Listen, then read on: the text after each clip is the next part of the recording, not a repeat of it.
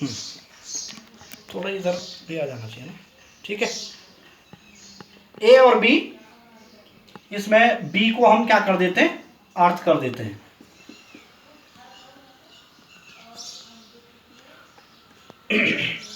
अब ध्यान दें,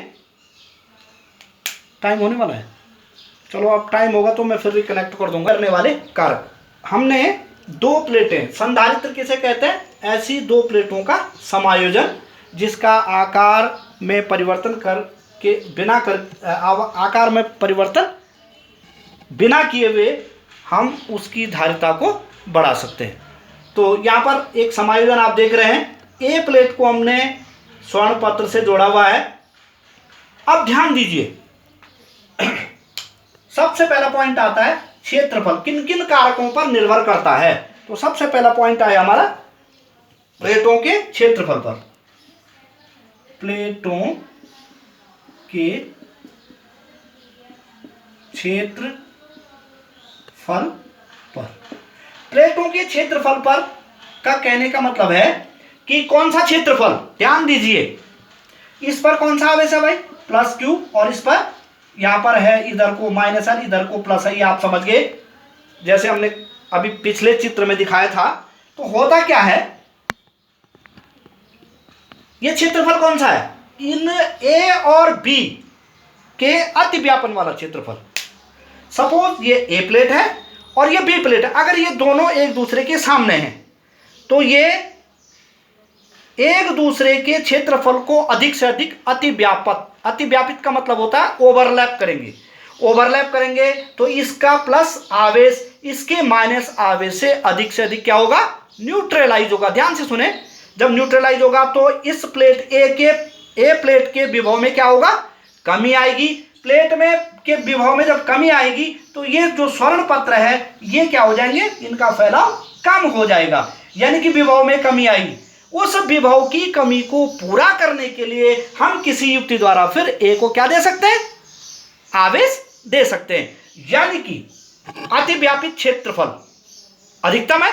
अब दूसरी कंडीशन देखें, मैं बी प्लेट को थोड़ा खिसका देता हूं, ये ध्यान दीजिए, ये खिसकाया, अब अतिव्यापित क्षेत्र, ये ऊपर जो ये इतना जो क्षेत्र होगा वो क्या होगा, छूट गया, यानी कि अतिव्यापित होने वाले या ओवरलैपिंग जो क्षेत्रफल ओवरलैप होना था उसमें कमी आ गई। ध्यान दीजिए, क्षेत्रफल कौन सा है, ओवरलैपिंग वाला क्षेत्रफल, यानी कि मैं बी को थोड़ा ऊपर या नीचे करूं तो इसके द्वारा जो इसका जो क्षेत्रफल ओवरलैप होना है वो इतना है। अब ध्यान दीजिए, ये इतना ऊपर वाला छूट गया, इसका प्रभाव अब ए प्लेट पर नहीं पड़ेगा, ये ध्यान दें। तो इसका मतलब ये हुआ कि यदि अतिव्यापित क्षेत्रफल को कम कर दिया जाए तो क्या होगा, इसका विभव क्या होगा, बढ़ेगा। बात समझ में आ गई। इसके प्लस आवेश को इसका माइनस आवेश कम न्यूट्रल कर पाएगा, तो क्या होगा, उस हिसाब से क्षेत्रफल घटेगा तो विभव इसमें ऑलरेडी बढ़ेगा। बढ़ेगा का मतलब है कि कम विभव को न्यूट्रल, कम धन आवेश को न्यूट्रल कर पाएगा। तो कम कर पाएगा तो क्या होगा, विभव बढ़ेगा, तो क्या होगा भाई, धारिता घटेगी।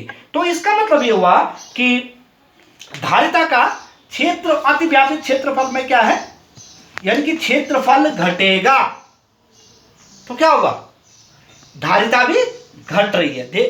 समझ में आया, यानी कि विभव में कमी बहुत कम आ रही है, क्षेत्रफल बढ़ेगा। अतिव्यापित क्षेत्रफल यदि बढ़ेगा तो विभव में ज्यादा कमी आएगी, और विभव में ज्यादा कमी आएगी तो धारिता क्या हो जाएगी, बढ़ जाएगी। यानी कि धारिता का सीधा सीधा क्षेत्रफल के साथ कैसा रिलेशन है, C is directly proportional to A।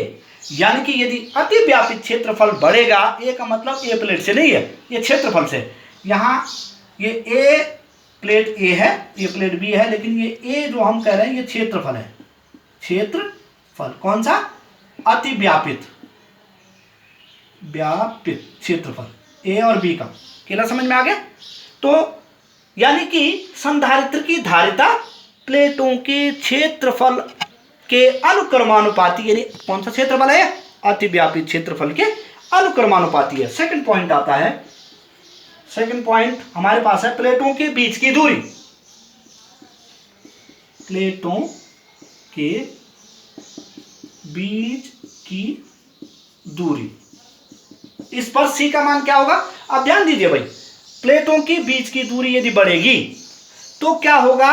Neutralisation, minus और प्लस की दूरी भी बढ़ जाएगी। और जब इस ए प्लेट से बी प्लेट की दूरी बढ़ेगी तो जो न्यूट्रल जो आवेश होना था उसमें कमी आएगी तो विभव क्या होगा? बढ़ जाएगा। बात समझ में आ गई?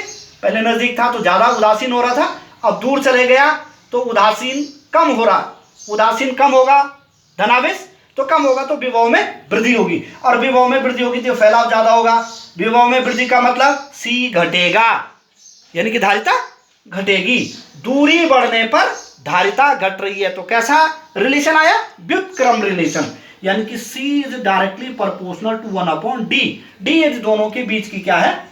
दूरी है। दोनों प्लेटों के बीच की दूरी d है। ये समझ में आ गया? ये बात समझ में आ गई। तीसरा पॉइंट आता है, थर्ड पॉइंट, परावैद्युतांक। प्लेटों के बीच के माध्यम पर, प्लेटों के बीच के माध्यम पर, प्लेटों के बीच। अब इसके बीच माना वायु ना होकर के सपोज हमने कोई माध्यम डाल दिया, जैसे माध्यम हमारे पास हो सकते हैं जैसे कांच है, अभ्रक है, पैराफिन है, मोम है आदि। जो माध्यम है उसको यदि हम ए और बी के बीच में रख दें तो होगा क्या? परावैद्युतांक डालने से क्या होगा? परावैद्युतांक के कारण क्या होगा? आप लोग समझते हैं? परावैद्युतांक इन दोनों ए और बी के बीच में रखने से जो विभव होगा वो क्या हो जाएगा? उसमें कमी आएगी। क्या आएगी? विभव में कमी आएगी, क्योंकि न्यूट्रलाइजेशन क्या हो जाएगा? बढ़ जाएगा। विभव में कमी आएगी तो होगा क्या?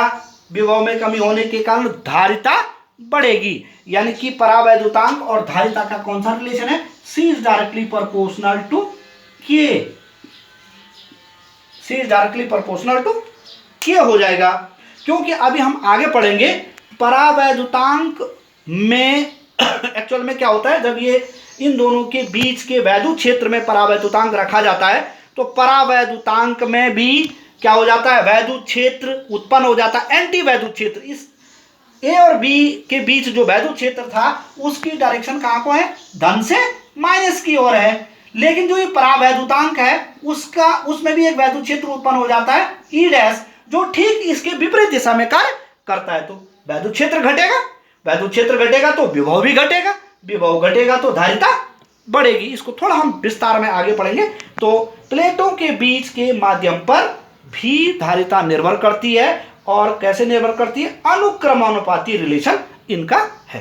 तो इस टॉपिक में हमने पढ़ा संधारित्र की धारिताओं को प्रभावित करने वाले कारक, प्लेटों के क्षेत्रफल पर। प्लेटों के क्षेत्रफल यदि अति व्यापित क्षेत्रफल बढ़ेगा तो उस संधारित्र या संधारित्र की धारिता C बढ़ेगी। दूसरा, प्लेटों के बीच की दूरी,